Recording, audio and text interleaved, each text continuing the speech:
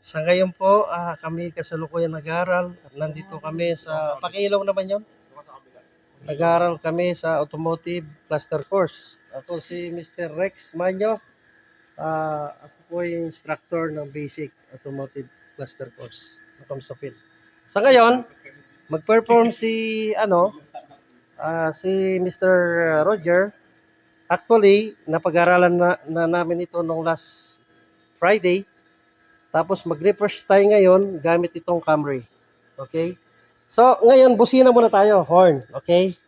So, yung power supply sa horn, ito yung i-show nyo sa akin. Okay? I-demo nyo na paano mag-detect or mag-troubleshoot ng busina or horn gamit ang relay.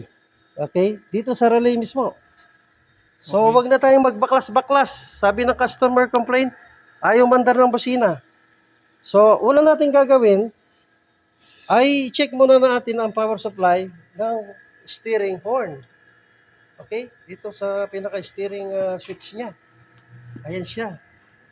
So, ito muna. So, ang ating unang titignan ay yung relay kung nasaan. Dito sa fuse and relay label. Okay, pakishow mo kung saan dyan. Ito yung relay fuse. Nasa left side, no? Nasa left side ng sasakyan. At makikita natin yung pagkapalagay ng mga fuse dito sa box. Sa covering box niya. Ito makikita natin dito yung pan. Cooling yung pan daw yan. Cooling pan, Yes. security horn, headlamp, anti-theft. Ito po yung starter, and dito yung makikita natin yung busina. So dito kung titingnan natin dito, makikita natin agad na ito ang busina. Ang relay ng busina. Ano color yan? Color blue.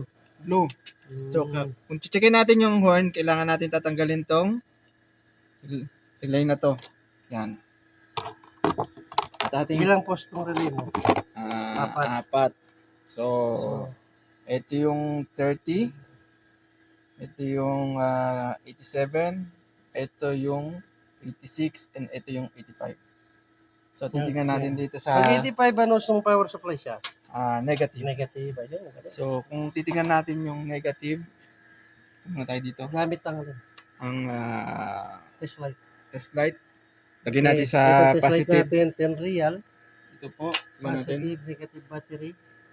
And then check muna natin ang steering po kung may putol doon sa steering lock spring, no? Okay. So, ang power supply ng 85 na galing sa steering wheel ay negative. 85, which is the ground. Or negative. O sige, ilagay nyo sa positive daw. So, tingnan natin kung putol yung yung steering wheel lock spring. Busina, permanent. Yeah, makikita Bitaw. natin. Busina. So ngayon po, wag na tayong magbaklas ng steering wheel kasi tingnan niyo naman, umandar po yung sa lock spring. Tanggalin lamang ang relay, dapat may negative na pumapasok dito sa 85. So okay na yung 85 natin, wala na tayong duda. Okay, so malaking bagay yan, no? Na wag baklas na baklas.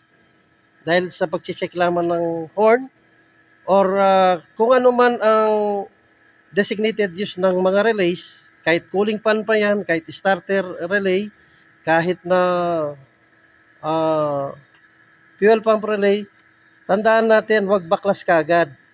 Mag-diagnose muna tayo, no? Gamit itong simple